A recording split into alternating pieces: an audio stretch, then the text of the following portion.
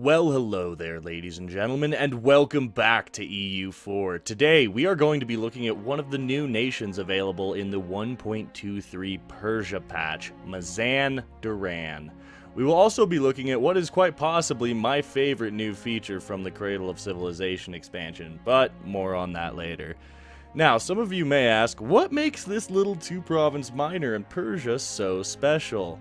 And that comes down to its national ideas, a wide range of interesting national decisions, and the fact that in the new Persia patch, the Timurids no longer own all of Persia at the beginning of the game. Instead, it has been divided up amongst Timurid princes who are all vassals of the Timurids. That is, except for Ajam. Keep this in mind as we will touch on this more later. Now, let's talk about Mazandaran's national ideas. They are a part of the Caspian idea group, and let me tell you, these are some rather nice ideas indeed. Gilan and Biapas also share these ideas, but they have some other factors that make their starting positions less than ideal. The Caspian ideas vary a fair bit with a focus on the economic side of things.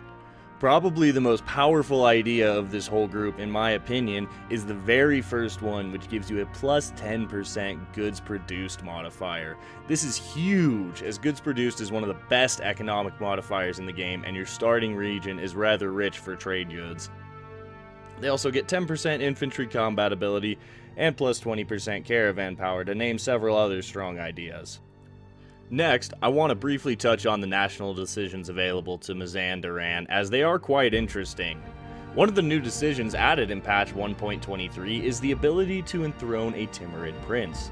This allows you to form the Timurids of all nations and gain cores on the Khorasan and Persia regions. You also have the ability to form Persia as well as the Mughals, giving you plenty of goals to work towards in the early to mid-game.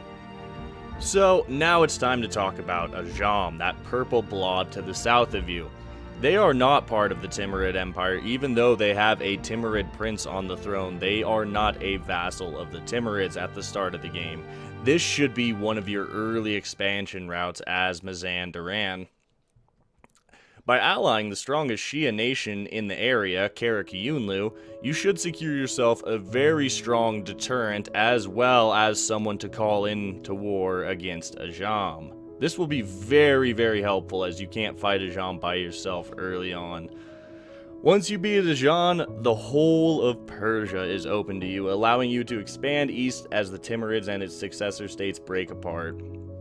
This also opens up expansion possibilities to the south, where you can go down to Hormuz and get those gems that Hormuz now produces.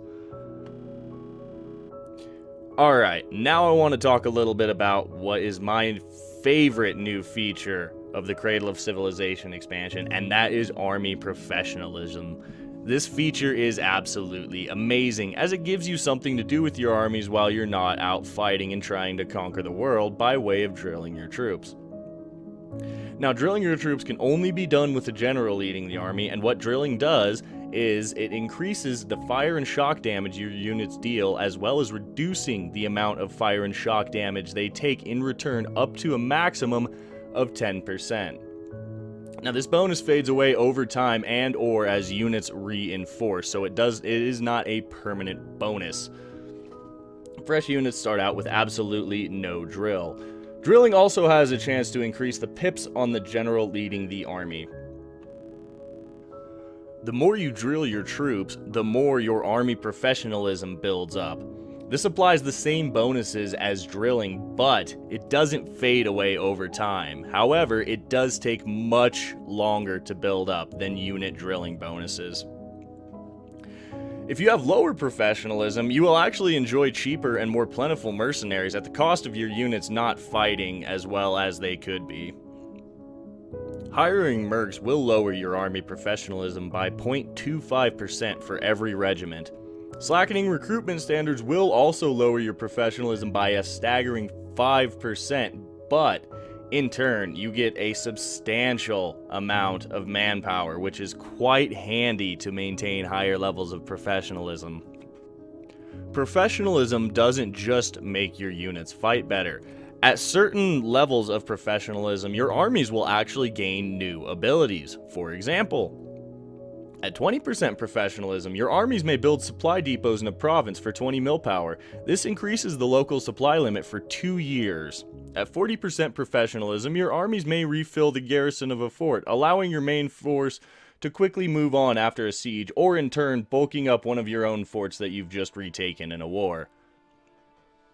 This will use men straight out of your regiments, so be aware of that.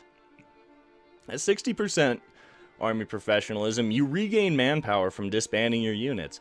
At 80%, your generals are 50% cheaper to employ. And, the coup de grace, at 100% army professionalism, your reserve troops take 50% less morale damage, and your regiments drill twice as fast. So it's a fairly substantial bonus if you can get up to 100% army professionalism.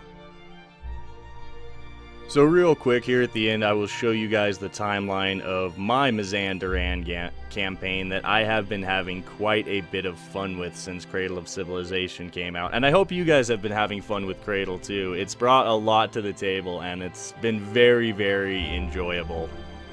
So as you can see, I cleaned up to the west a bit and then went north beyond the Caucasus and actually managed to win a war against Muscovy. From there, I broke my alliance with QQ by dishonoring a call to arms, and then annexed some land from Khorasan. So yeah, at this point, I'm going to go on and form Persia, hopefully, and when that happens, I will keep you guys updated. So, thank you for tuning in. If you enjoyed this, don't forget to drop a like down below, as it really does help the channel. Subscribe for more EU4 Cradle of Civilization content in the coming days, and we will see you in the next one. Catch you later.